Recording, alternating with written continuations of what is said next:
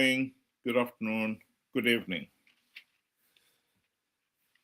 Zimbabwe is a failed state. This is one historic fact that we should all agree on out there. And one of the main reasons why we are a failed state is that we have got many of our fellow men out there and women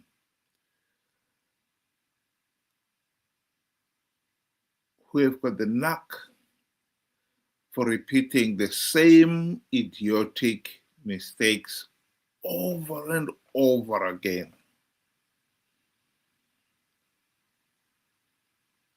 As one would say in Shona, vanokanga chesuro nehope.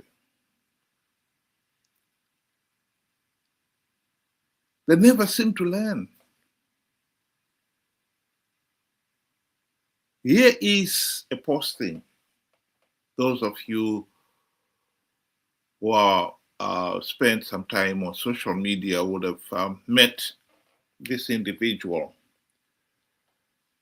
He is one of VP Chiwenga supporters, if you want. And in his latest posting, he was boasting of naAmai Chiwenga, the people's couple.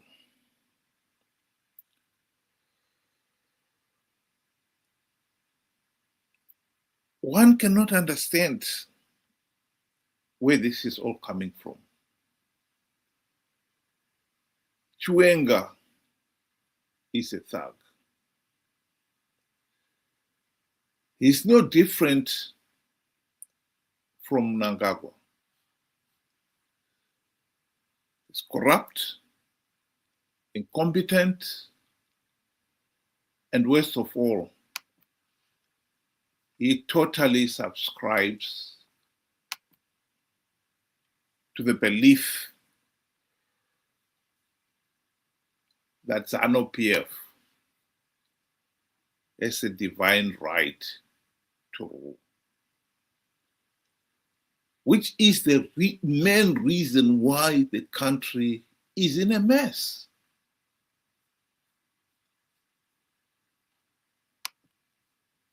Chiwenga's track record on that point is well documented.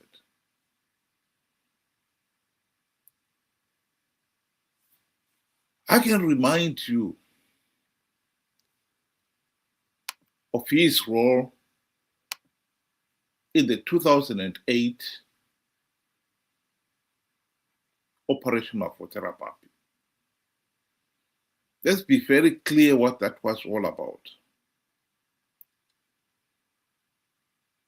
Ever since the country's independence, Zanu PF had been rigging elections. The formation of the MDC posed a serious threat to the regime, and their tyrannical tactics increased considerably.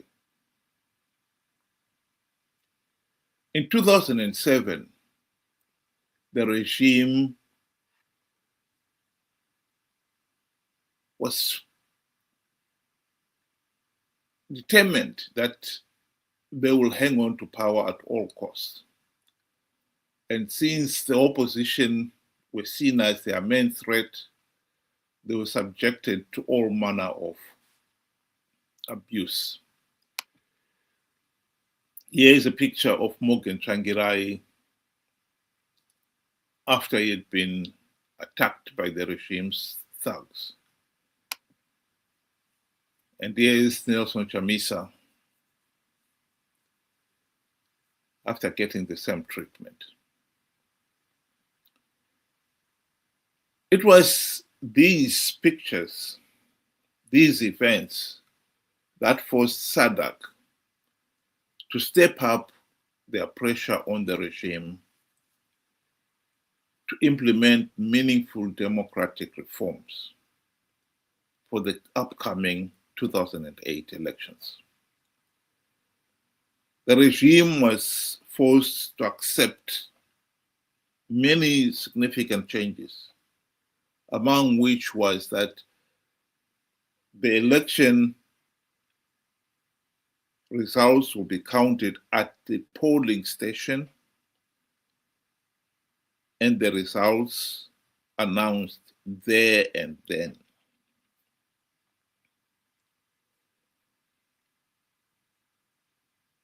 And so the March 2008 vote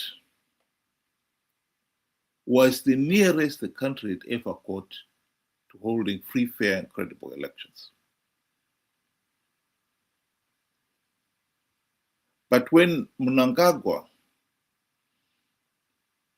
and Chiwenga realized that Zanu PF was losing that election, contrary to what they had agreed with SADC, they stepped in and stopped ZEC announcing the results. Here is an account of what happened in 2008 from Professor Ibo Mandazo. I also know that Mugabe conceded defeat on 2008. He phoned Mbeki and Obasanjo to concede defeat. I hope that Thabo Mbeki and Obasanjo will one day make that public. But one of them, I won't say which one, told me that Mugabe phoned them that Saturday night and said, look, I lost the election and I concede defeat. And I know that Mugabe stuck to his guns. I was prepared to go. His wife was since bags packed to go somewhere on the following day when Mnangagwa and Chiwenga approached him and said, you stay where you are. And then they contrived the runoff, sadly with the help of South Africa. And runoff took place, very violent. 360 people were killed. The South African, I came here as part of a delegation to Cape Town to see members of the ANC. I don't want to mention names, they're my friends. I saw them, and through them, a cabinet committee subcommittee of South African cabinet was set up on the Zimbabwe issue. It was on the basis of that cabinet committee that South Africa did not recognize the runoff. And indeed, it was the basis of that committee that Thabo sent the generals to South Africa, to Zimbabwe. I met them, and I was one of the few to have read the report, because I was flying to Joburg in the company of General Romano, who was a friend. He passed away, no? And I also took people who had lost their hands in the violence to the South African embassy in Harare. And Romano broke down in tears. How can a liberation movement treat these people like that? He was a broken man. So there's no doubt at all here in South Africa as to the brutality of the regime in Harare. So it amazes me, it angers me, in fact, when I hear the nonsense coming out of people like Mbalula's mouth. They know it. I think what is even shocking is that Zimbabweans themselves, they don't seem to realize what we are dealing with here.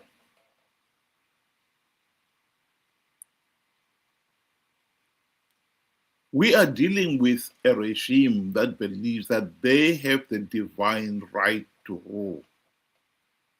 This is at the heart of our problem. This was VP Chiwenga in 2017 when he conducted the military coup.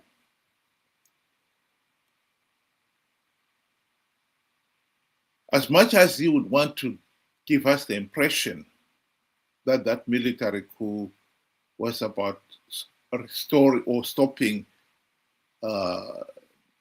Mugabe's dictatorship and ending the corruption, that is just nonsense, as time is since shown. The coup was called Restore Legacy, and essentially it was all about making sure that he and his colleagues are not elbowed out of power. That was what it was all about.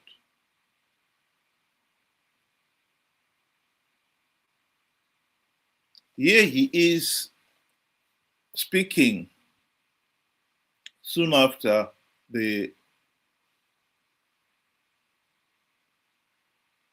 coup in one of the campaigns, making it very clear that Zanu PF has the divine right to rule.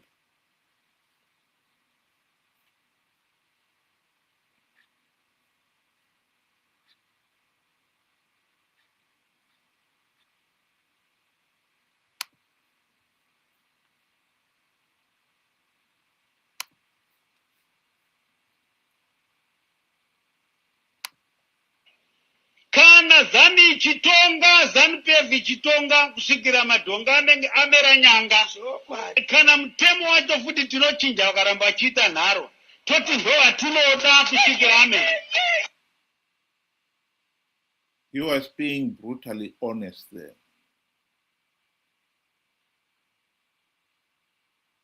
And the regime has shown again that it was willing to shoot to kill to retain absolute power.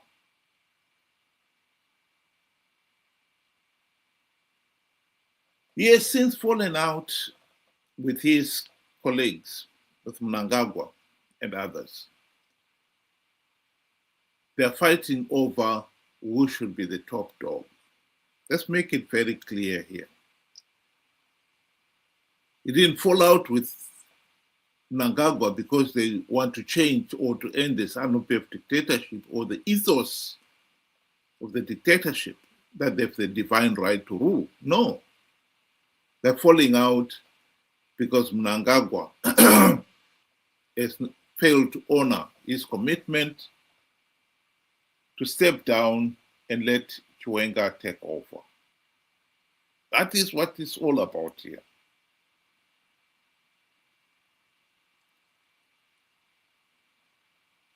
And for somebody to mistake that as Chiwenga has changed, now he is the man of the people, beggars belief.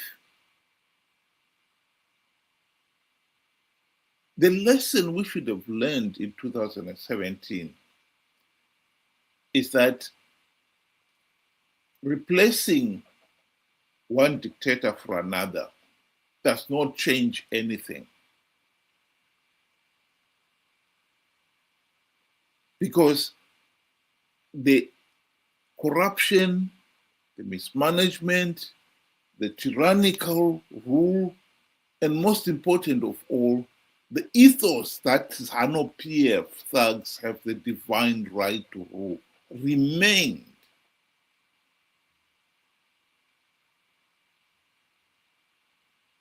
This is why we are now hot on trying to change Mnangagwa. But what we are being offered here by some of our own fellow men who now seem to be thinking that because Chiwenga has denounced zvigananda, as if he himself is not corrupt. Indeed, some of those people that he is publicly denouncing were his own friends. He himself has received a lot of gifts from the same people he is denouncing. But because he's publicly denounced them, some people want to impress him as a changed man. We are to believe that he has changed completely,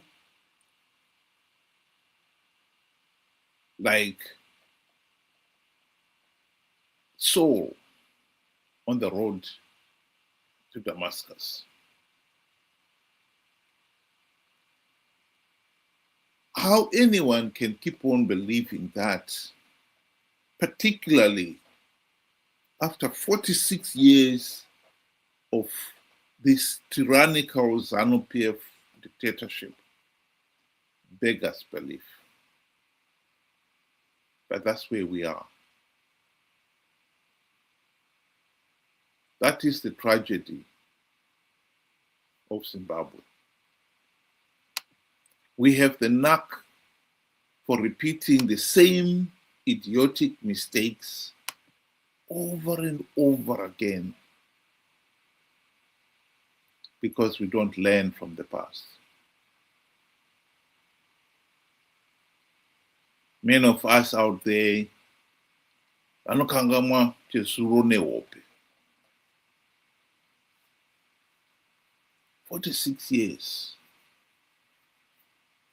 and we are making the same mistakes. It is depressing.